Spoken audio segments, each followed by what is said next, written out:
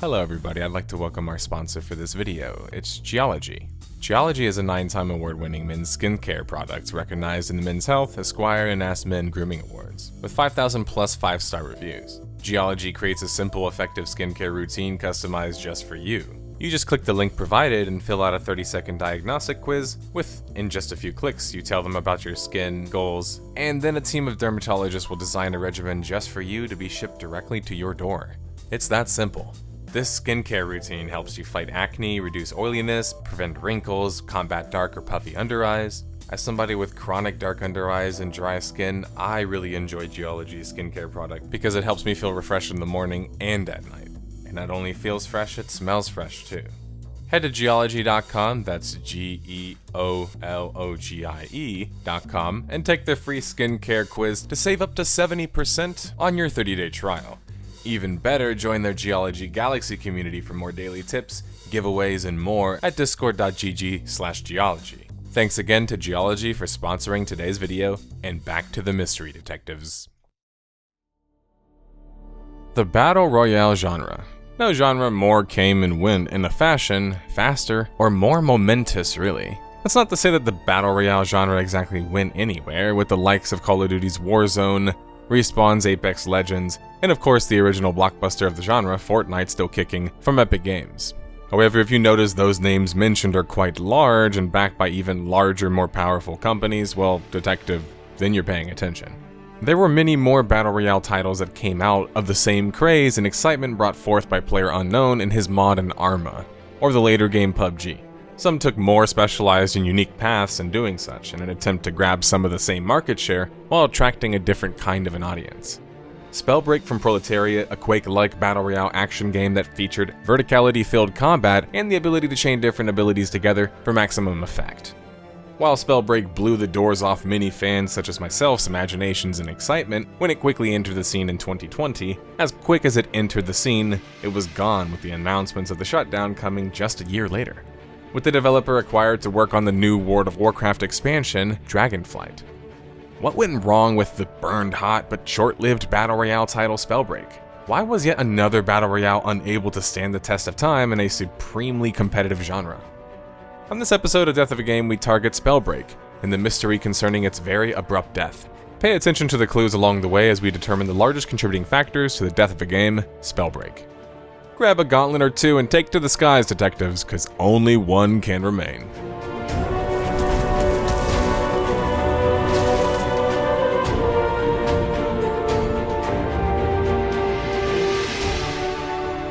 The story starts back in 2012, with the founding of Proletariat, the developer behind the title we are covering today.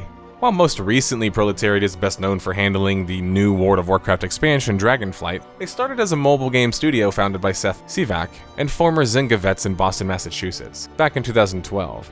After making a mobile game, they made a free Twitch game known as Streamline. It wasn't until July 2018 that news came out that Proletariat would be attempting to join the conversation regarding a more modern and higher budget title. No more Twitch-only games and mobile games. Their strategy of building up to that point seemed quite safe after all, and I respect that. October 2018 and Proletariat would announce their new high-profile title, Spellbreak, described by some as a Zelda-like battle royale, or a wizard-based battle royale.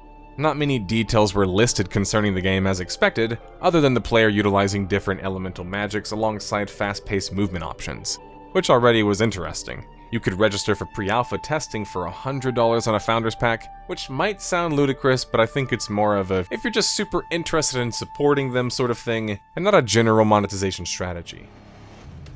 Spellbreak would feature a preview November 2018 detailing more information about the game. In each match, you're given the opportunity to select and develop 2 classes. Each class contains a passive, ability, and 3 scrolls that you choose and level up over the course of a match. At the moment, we have 11 classes, 1 for each school of magic, and then 5 others.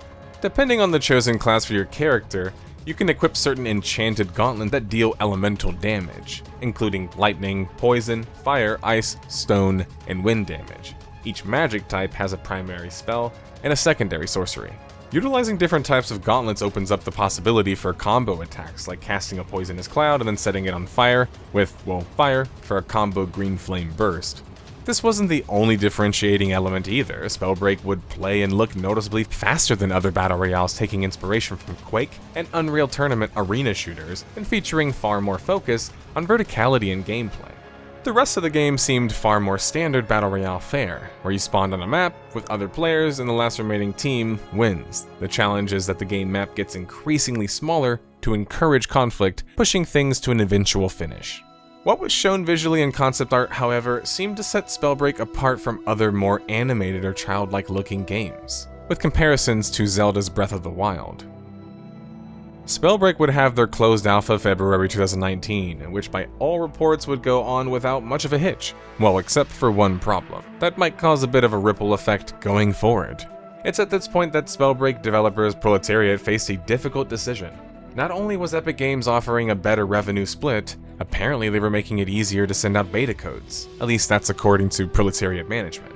They also confusingly simultaneously state that it was due to their infrastructure not being up to par. I've seen reports of alpha testers collaborating with this on the Steam boards. The idea is that Spellbreak was always intended for Steam, but due to issues early on, they would have to delay the launch and instead just launch on Epic Games. It must be mentioned that at the same time this happened, many developers were taking exclusive deals with Epic Games to only launch there, or launch first there, then on Steam later. There was, and still much speculation is, if this was the case for Spellbreak, but the developers have stated that this isn't true for them. Sadly, true or not, Spellbreak would carry this negative cloud over it and face ramifications later on down the line concerning this decision. I mean, I saw many accounts from tons of players still remarking about it like basically they took an exclusive deal. Proletariat by November 20th, 2019 would announce closing out on $20 million in investment funding, while also taking on Take-Two as a publisher.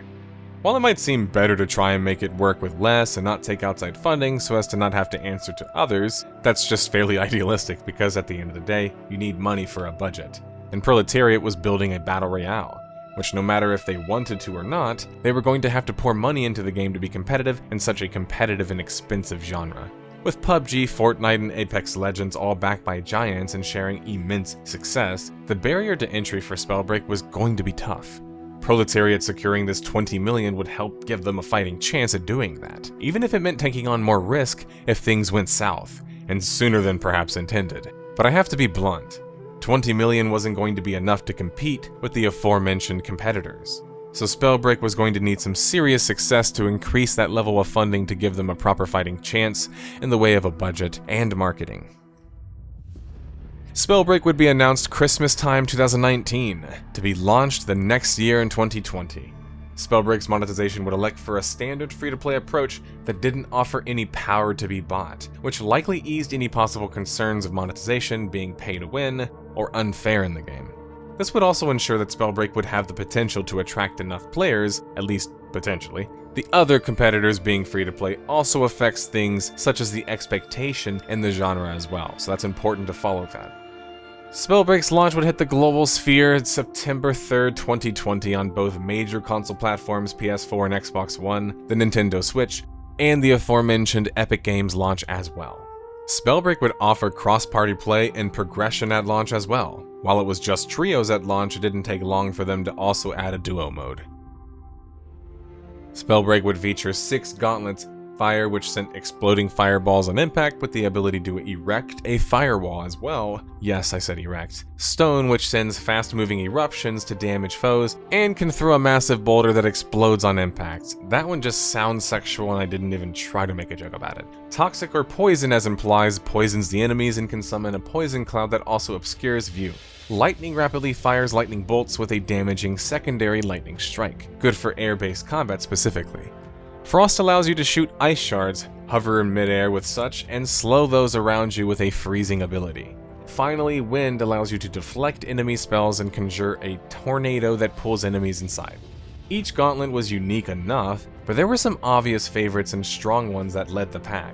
Toxic, fire, and lightning are just fairly common to see, for example. Stone is strong, it just falls off hard late game when everyone is flying around, and although Wind is a really cool concept, a utility-based gauntlet means that it basically only is going to see play in prepared team play.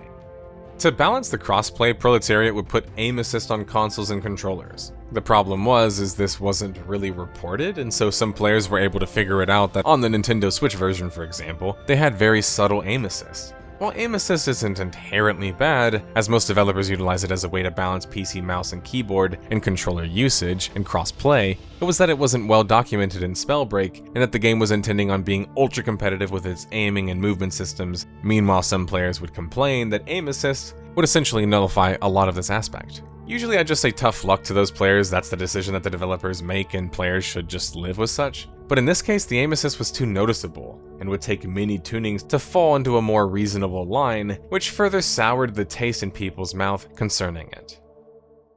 Spellbreak would score an impressive 79 out of 100 from 18 different critical reviews on an aggregate review website, Metacritic. I want to normalize ratings like 79 being impressive because honestly, it is, especially in such a competitive genre. The score didn't blow off any doors, of course, but certainly was good enough to warrant future support.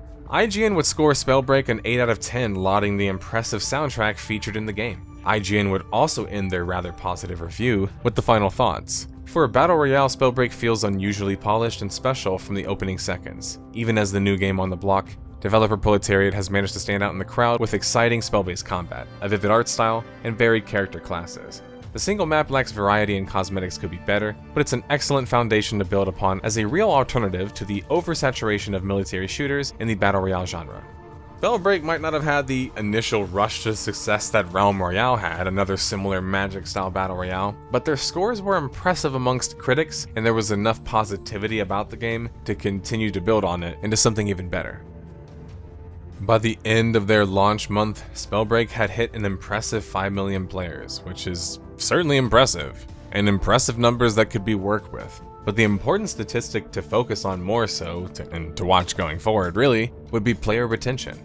Many titles in the Death of a Game series have pulled impressive initial number counts, but were ultimately unable to maintain them for a number of reasons, something yet to be seen with Spellbreak at launch.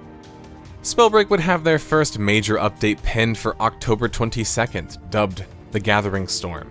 This update would feature a 9 vs 9 team deathmatch mode, which was much requested, as well as new talents, cosmetics, and items. The update was positively received, but already begs the question. While many BRs have regular deathmatch matchmaking as well, not all of them do. Spellbreak choosing to dabble in it as such a smaller competitor might have been a risky play, as it split design focus. But it was also something players just wanted, due to the very nature of the game in Spellbreak, which seemed to lend itself quite well to a competitive deathmatch matchmaking. So perhaps that's more of a missed opportunity of it being more included in the initial design and perhaps more desired? This is a sentiment I have heard and seen echoed quite frequently concerning the game, and it's certainly an interesting one to me. What if Spellbreak was just a deathmatch or a team shooter focused title? And I don't mean a hero shooter either, but just a team shooter. The bones are there. At least that's how many players felt. Spellbreak would finally arrive on the platform it incubated originally, Steam, December 15th, 2020. And while this can be actually quite momentous for many games, including ones that were even struggling previously, Spellbreak barely even moved the needle when it came to Steam or even returned to Steam, at 4,745 peak Steam players. These aren't bad numbers for a development studio's first serious project per se, but the problem is that it's not sustainable for a battle royale population globally.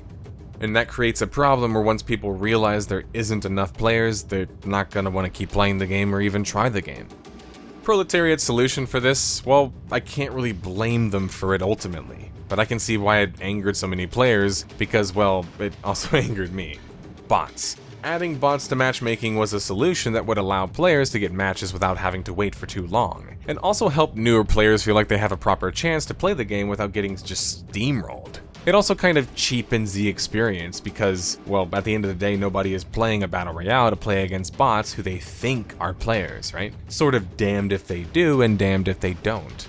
The bots were likely plugging a player base that was shrinking at an alarming rate. And without the bots, the players who just got to start playing on Steam, for example, wouldn't get many matches. I personally disliked how common the bots were, and when I finally got matched with a veteran player, I would just get steamrolled. And look, I played my ass off and I've won a few games, sure, and I mean against real players, I think. But the difference between a bot and a veteran player is just astronomical. and it makes bots feel even more annoying. A rank system would come March 2021 for Spellbreak, which detectives I feel like a broken record on the series about at this point, but launching as a competitive shooter or battle royale without matchmaking just kind of seems silly in 2021. It causes such a burnout and hemorrhaging of the player base due to proper matches and competition not being found, and frustration stemming from these unfair matches. By the time Proletariat brings in Ranked almost half a year after launch, much of the damage is already done, and the perception's already formed. Well, more was done according to Steam charts even after the fact, where population took a hit from that initial 4,000 number to 1,103 peak players. A rank system was needed surely, but unfortunately the system players got was more of a pseudo-personal ranking system, meaning that you could still queue against non-ranked players, they just wouldn't have their stats tracked. So the problem I mentioned with the skill gap wasn't being addressed. Meanwhile, the game is not being advertised much across the internet, especially not when compared to the competitors. So even if you weren't burning the new players out, you really aren't even bringing any in. Which I know is annoying that I keep mentioning the competitors, but that's because this is a business and a competition. And ultimately what Spellbreak's competition does was relevant to Spellbreak, whether they wanted it to or not. Spellbreak would have a number of updates, Chapter 2, Chapter 3, Chapter 3.1, specifically from the spring to the summer of 2021. These would affect the population mostly positively.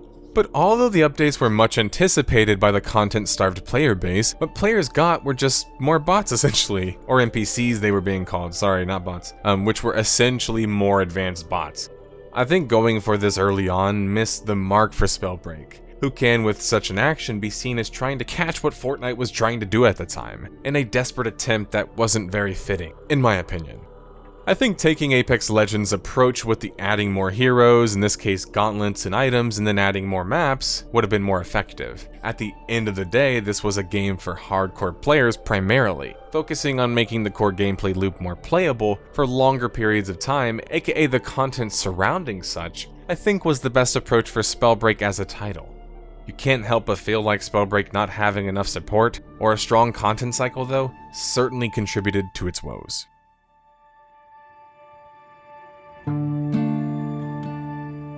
The 1-year anniversary for Spellbreak would come September 2021, and unfortunately be the last update featured on Steam for the title, which kind of puts the writing on the wall even more than being featured on the series. By this point on Steam, the game only had 604 peak players, which wasn't even enough for a dozen or so lobbies of the game. And sure, that's not counting the player bases on Epic Games and the consoles, which are not reported naturally, but that's the best that we've got. A crazy turn of events would hit the web June 29th, 2022. Proletariat, Spellbreak's developer, would be acquired by none other than Activision Blizzard and would be plugged into the World of Warcraft development process to work on the new expansion, Dragonflight. This would mean that Spellbreak would be immediately shelved, set to shut down in the beginning of 2023. Proletariat wouldn't give a reason for the shutdown either, which sorry I find to be kind of a cop-out and lazy from a game development perspective and a customer perspective. But when you get the chance to work on one of the most popular online RPGs of all time, you kind of just take it. It was a crappy situation, but I could see why they did it naturally. So just like that, 100 developers would be switching to Dragonflight, and Spellbreak, the interesting fast-paced battle royale title, was left in the dust. Something that I didn't mention yet and I want to cover before we get to the final deduction part, all of our favorite part of the video of course, is how Spellbreak suffered from something similar that we mentioned in our Battle Right Death of a Game, which I recommend to watch, of course. This is a concept of casual play and downtime, something that games like Halo 3 did massively. If your game is very intense and high-paced and you don't offer the alternatives to play the game, players will just get burnt out quickly. There's only so many times that you can ride a super fast roller coaster, right? Spellbreak didn't really have any of this. It didn't have the Halo 3 casual social playlist, right? And when they did try to add such things like deathmatch and more content, most of it kind of just bombed according to the player base. Combine this with the aforementioned other reasons, and even if you have these impressive initial numbers, those players aren't sticking around for long, even if they like the game. Burnout is something that video games have to balance, especially online multiplayer video games. Otherwise, you won't be playing the game for a very long time, and that's not exactly something that an online battle royale would want.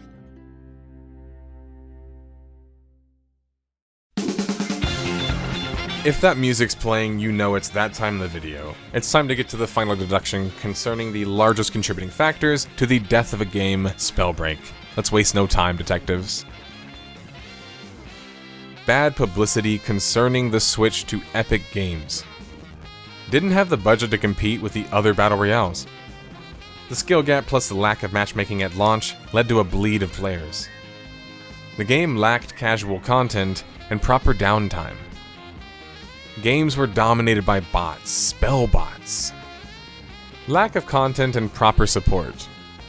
Perhaps better served as a non-battle royale.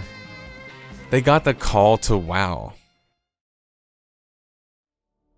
Spellbreak is just the kind of game that I like. It's fast-paced, it mimics arena shooters like Quake and Unreal, and it features the very, in my opinion, underexplored and underutilized verticality in combat. No secret that I love arena shooters after all. Getting a kill in the game feels quite satisfying, and the pace of the game goes so quickly in the beginning of the game compared to many other battle royales that I've played. But it feels like the game never really had much of a chance, given the odds being so stacked against it. Clearly Proletariat, whatever your thoughts are on them after this video, or from playing the game, they're talented, and their pickup by Activision Blizzard is evidence of that. So it's not that there wasn't talent, but sometimes talent and quality gameplay isn't enough to make a quality game, or at least a successful one. One that lasts the test of time. Video games are art, but they're also business, especially online titles, as they tend to attempt to make the most amount of money and feature some of the largest corporations. And the business around Spellbreak just wasn't solid enough to prop the game up or give it a possible future. Part of business is knowing how to choose the right market after all, and there were serious questions concerning that. I look forward to seeing what they're going to do with the Dragonflight expansion though. Proletariat, that is. But that's all for this video, detectives. Thanks for watching. Life is complicated. I killed people, smuggled people, sold people. Perhaps here, things will be different.